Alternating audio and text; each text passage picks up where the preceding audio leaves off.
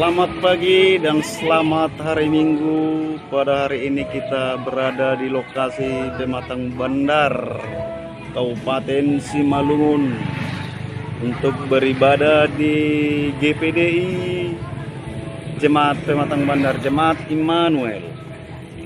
Inilah lokasi daerah Pematang Bandar.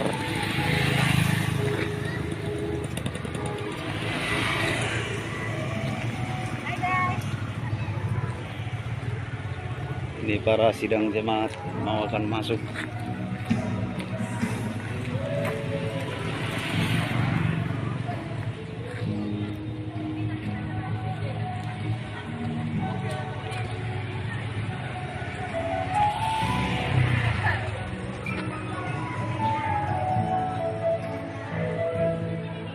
GPDI Pematang Bandar yang dilayani Pak Pendeta Bapak Nainggolan.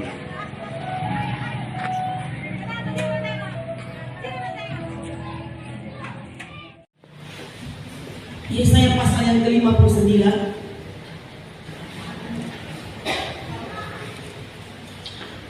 Kita baca ayat 1 dan 2. Yesaya 59.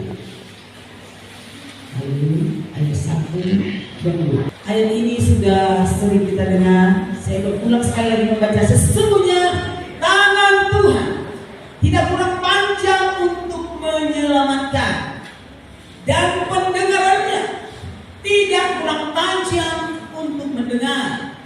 Tetapi yang merupakan pemisah antara kamu dan Allahmu ialah segala kejahatanmu, dan yang membuat dia menyembunyikan diri terhadap kamu sehingga ia tidak mendengar ialah segala dosamu. Di judul perikop dikatakan dosa adalah penghambat keselamatan.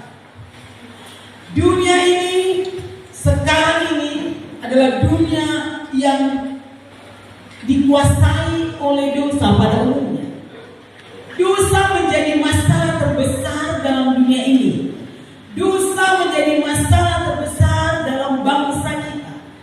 Dosa menjadi masalah terbesar dalam hidup semua orang. Dan ketika dosa itu menjadi masalah, bahkan dosa itu menjadi penghambat keselamatan.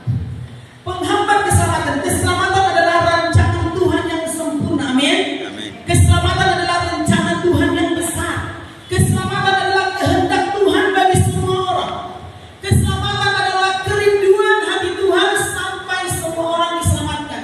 Sehingga dikatakan karena begitu besar kasih Allah akan dunia ini, sehingga tidak seorang pun yang binasa, tidak seorang pun masuk neraka, tapi supaya setiap orang yang percaya kepadanya beroleh hidup kekal. Diselamatkan itu berarti beroleh hidup kekal di dalam Tuhan. Rencana Tuhan yang besar adalah hidup kekal bagi semua orang. Rancangan Tuhan yang sempurna adalah keselamatan bagi semua orang. Tetapi alangkah ironisnya bahwa dosa telah merajalela di mana-mana, sehingga dikatakan di sini dosa adalah penghambat keselamatan. Seringkali manusia menganggap Tuhan itu tidak menolong.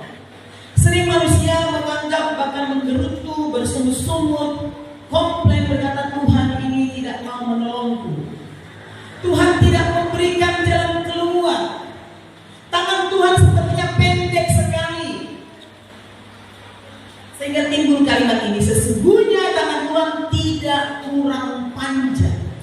Tapi di terjemahan sehari-hari dikatakan seperti ini. Jangan mengira Tuhan terlalu lemah untuk menyelamatkan kamu.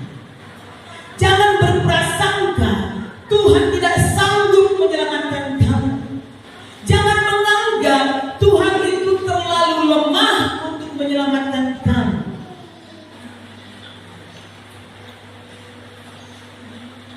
Atau terlalu tuli. Dikatakan atau pendengarannya tidak kurang tajam. Artinya masih begitu, lo nanya,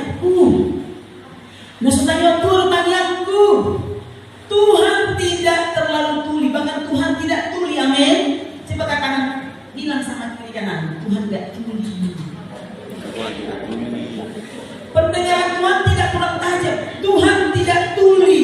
Tapi ada banyak orang mengatakan Tuhan tuli, nggak dengar. Tuhan nggak mau dengar doaku. Dan kita lihat Tuhan tanya aku ini benda malas sama tanya. Tuhan mendengar.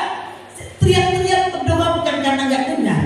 Kita berteriak berdoa karena roh kita menyala-nyala. Amin. Sesungguhnya Tuhan mendengar. Tapi ada banyak orang begitu malas berdoa, malas menyembah Tuhan, malas menaikkan pujian karena mengatakan ini bagi Tuhan dan melapat tangan. Atau dia tidak merasakan manfaatnya, tidak merasakan dampaknya, tidak merasakan hadirat Tuhan, sehingga dia tidak lagi ada gairah keinginan untuk berdoa. Manusia menganggap Tuhan itu tuli, manusia menganggap Tuhan itu tidak sanggup menolong. Bahasa Batak bilang begini, idama dada nahurang gajang takkan dijahoba lau mangurupiham. Amin. Idama dada nahurang gajang takkan dijahoba lau mangurupihammu. Tangan Tuhan tidak kurang panjang untuk menolong. Tangan Tuhan tidak kurang panjang untuk menyelamatkan. Artinya tangan Tuhan cukup panjang. Tangan Tuhan sanggup menolong. Tangan Tuhan sanggup memberkati. Tangan Tuhan sanggup menyelamatkan. Amin. Amin. Meskipun banyak orang, bahkan orang Israel menganggap tangan Tuhan itu terlalu pendek. Tangan Tuhan kurang panjang. Bahkan tangan Tuhan tidak sanggup. Tangan Tuhan lemah. Tidak sanggup menolong. Tidak sanggup menyelamatkan. Itu sebabnya kami lebih baik balik kanan. Lebih baik kami tinggalkan saja Tuhan. Gak perlu lagi berdoa. Gak perlu lagi menyembah Tuhan. Gak perlu lagi beribadah. Karena Tuhan gak dengar dan Tuhan tidak sanggup menolong. Sudahlah. Banyak orang meninggalkan Tuhan, berpaling dari Tuhan. Idama dada nahurang gajang tangan dijawab kalau mengrupihamu jalan. Dada marhapal pinggolna so ma bi ne. Ini bahasa Batak itu. Jalan dada marhapal pinggolna so ma bi ne. Artinya tuli hamal pinggolna dan kayak korek. Marhapal, dada marhapal tebal kayak kupingnya sehingga nggak dengar. Karena ada orang tadi dipanggil jalan korek kupingnya. Apa masalahnya bukan tangan Tuhan yang kurang panjang. Masalahnya bukan telinga Tuhan yang tidak dikorek, menebal, marhapal. Bukan telinga Tuhan kurang tajam. Bukan telinga Tuhan yang kurang mendengar. Tapi masalahnya ada pada kita. Masalahnya ada pada kita. Coba katakan satu dua tiga. Masalahnya ada pada saya. Bukan Tuhan yang bermasalah. Kita apa masalahnya? Yang merupakan pemisah antara kamu dan Allah ialah segala kejahatan. Ternyata manusialah yang bermasalah. Manusialah yang punya dosa, yang punya kejahatan, sehingga tidak merasakan pertolongan Tuhan. Manusialah yang punya masalah dengan kejahatan, sehingga tidak mendapat jawaban. Dan yang membuat dia menyembunyikan diri terhadap tamu yang sehingga ia tidak mendengar ialah segala dosa. Dua masalah ini sama-sama kejahatan dan dosa. Masalah terbesar di akhir zaman ini, masalah terbesar di dunia ini adalah kejahatan dan dosa. Dosa, kejahatan. Ada dosa kelihatannya nggak jahat. Tahu maksudnya? Kejahatan pasti dosa, amin. Tapi ada dosa kelihatannya nggak jahat. Contoh, Alkitab menulis semua yang tidak berdasarkan iman adalah dosa. Nggak jahat, tapi baiknya dia menurut ukuran manusia. Tapi dia tidak punya iman kepada Tuhan. Segala sesuatu yang tidak berdasarkan iman itu dosa. Nggak jahat loh, nggak ditangkap polisi loh, nggak melanggar hukum loh, nggak narkoba loh, nggak mencuri. Segala sesuatu yang tidak berdasarkan iman adalah dosa. Berarti kalau tidak punya iman kepada Tuhan itu dosa. Dan itu menjadi masalah. Dan itu menjadi penghalang. Ada orang merasa baik-baik saja, merasa dirinya benar, merasa dirinya bukan orang jahat, merasa dirinya tidak ada masalah.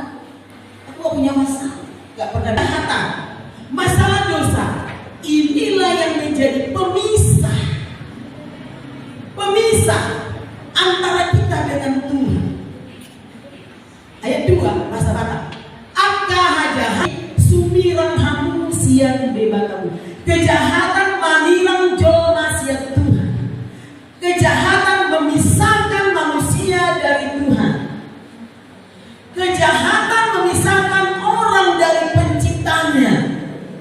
Kejahatan memisahkan manusia dari hadirat Tuhan.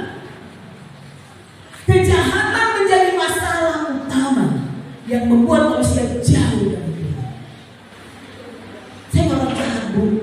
Saya orang baik. Tanya di anak-anak saya, tanya di sanak saudara saya, tanya di tetangga terdekat saya. Saya bukan orang jahat. Dosa. Masalah kedua adalah dosa. Sekalipun engkau tidak jahat, tapi hidupmu tidak benar, adalah dosa.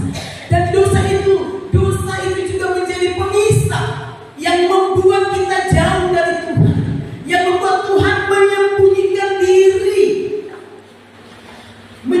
diri terhadap kamu sehingga Ia tidak mendengar. Yang membuat Tuhan tidak mendengarkan doamu adalah dosamu. Yang membuat Tuhan tidak mendengar doamu adalah dosamu. Yang membuat Tuhan tidak mendengar doa kita adalah dosa kita. Kalau tidak ada dosa, engkau tidak akan capek bekerja, betul? Kalau Adam dan Hawa tidak jatuh ke dalam dosa, mereka tidak akan diusir dari Taman Eden. Karena di Taman Eden Allah menciptakan apa? Semua yang mereka perlukan. Segala pohon yang ada dalam taman ini boleh kamu makan dengan bebas. Tinggal makan, nggak perlu menanam sawit. Aneh, justru itu yang menanam. Itulah awalnya dosa.